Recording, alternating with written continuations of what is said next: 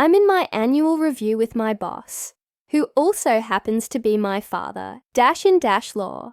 He smirks and says, "We're cutting your salary in half. Take it or leave it." I just smiled back and said, "Perfect timing." He had no clue what was coming. So there I was, sitting in the over-decorated corner office of Jim Tanner, my boss, my wife's father, and a man who thought business casual meant gold cufflinks and a permanent sneer.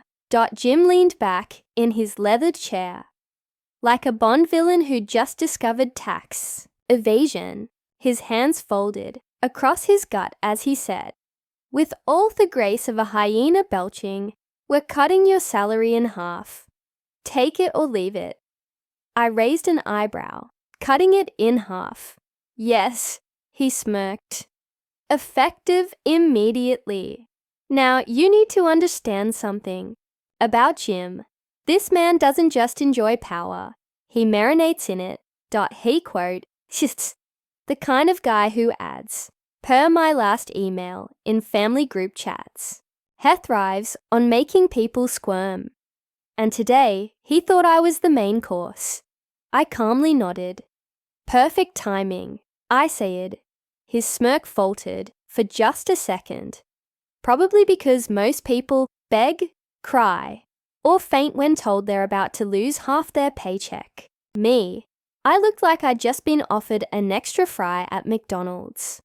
Why? Because 3 weeks earlier, I'd been quietly recruited by his company's biggest, nastiest rival, the kind of competitor Jim used to curse about during board meetings, waving his Rolex around like it was a holy relic. They wanted me badly, and they were offering double what Jim paid me. Double as in 2 times their money, half the drama. But here's where it gets fun. I hadn't told anyone yet. Not my co-workers. Not even my wife. IWA's saving the announcement for maximum dramatic effect. And Jim, well, he had just handed me a silver platter. I sat there, hands folded, smiling politely. "Do you have a response?" Jim finally asked like a king waiting for his peasant to gravel. "Oh, absolutely," I said. "I completely understand. When does this take effect again?" "Immediately," he repeated, smirking harder, clearly enjoying himself. "Perfect. Really couldn't have picked a better day." No, we was squinting. The smirk was wobbling like Jell-O at a picnic. "What do you mean?" I leaned forward slightly.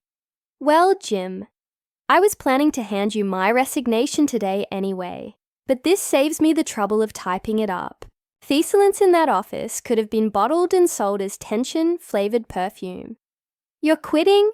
he asked, his face flushing that specific shade of CEO crimson. "Yep, effective immediately." Funny how life works out right now. I could have left it at that, but why stop when the orchestra is just warming up? As I stood to leave, I casually added, "Oh, and just so you're not blindsided, starting next week, I'll be working for Hamilton and Company. If Jim Tanner was a balloon, that was the needle." His jaw actually dropped. I swear, I saw a vein in his forehead, rehearsed for a Broadway solo. "Hamilton," he sputtered. They're your biggest competitor." "It finished." "Yeah." "Small world, huh?" The man looked like I just announced I was dating. His golf clubs. He stammered. Something about loyalty, family, betrayal. You know, the greatest hits. I just shrugged. "Well, Jim, you did say take it or leave it, so I'm leaving it." Word spread faster than office gossip. Ate a holiday party. By lunch, half the company knew I jumped ship. By dinner, the other half did too. And by the end of the week, Hamilton and Company had already issued a press release bragging about their strategic new hire. Translation, Jim's son-in-law. My co-workers texted me non-stop. "Legendary move, man. Jim's walking around like he stepped on Lego bricks. Do you think they'll replace your office with a dartboard?"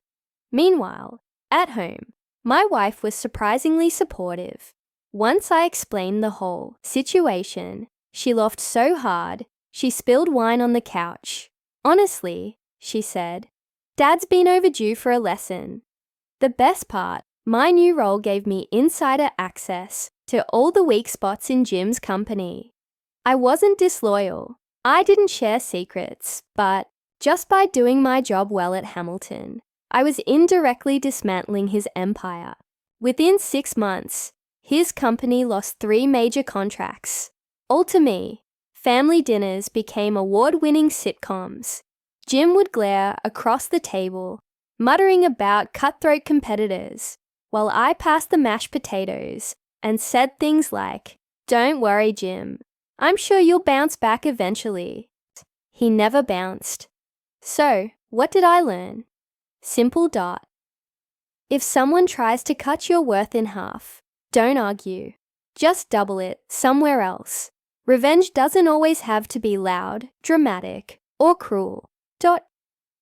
Sometimes it's as subtle as a smile, a new paycheck, and the sound of your old boss choking on his own arrogance at Thanksgiving dinner. And as for Jim Tanner, let's just say he taught me the importance of timing, and I taught him the importance of underestimating his son-in-law.